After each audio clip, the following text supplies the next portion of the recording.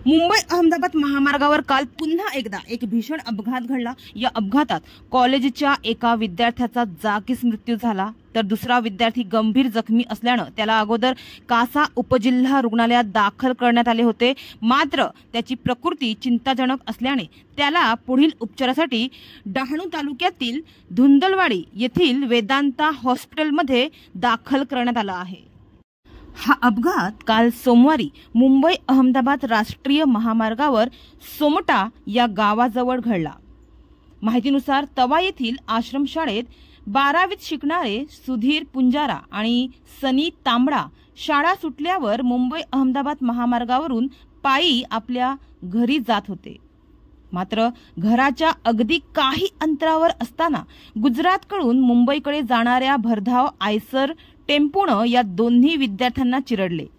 अचानक टेम्पोची धडक बसल्यामुळे सुधीर पुंजारा हा टेम्पोच्या चाकाखाली आला आणि त्यातच त्याचा जागीच मृत्यू झाला, तर सनी तांबडा गंभीर जखमी असून त्याला रुग्णालयात दाखल केले गेले आहे।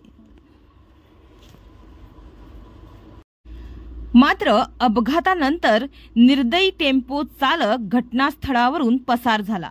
या टेम्पो चालकाला पकडण्यासाठी स्थानिकांनी काही काळ त्याचा पाठलागही केला, मात्र त्याला शोधण्यात त्यांना अपयश आले। तर या अपघाताची माहिती मिळताच स्थानिक पोलिसांनी घटनास्थळी धाव घेतली आणि आता पंचनामे त्यांनी केलेले आहेत। मात्र या विद्यार्थ्यांच्या कुटुंबियांनी महामार्गावरच टाहो फोडल्याने सर्वत्र हळहळ व्यक्त होत आहे।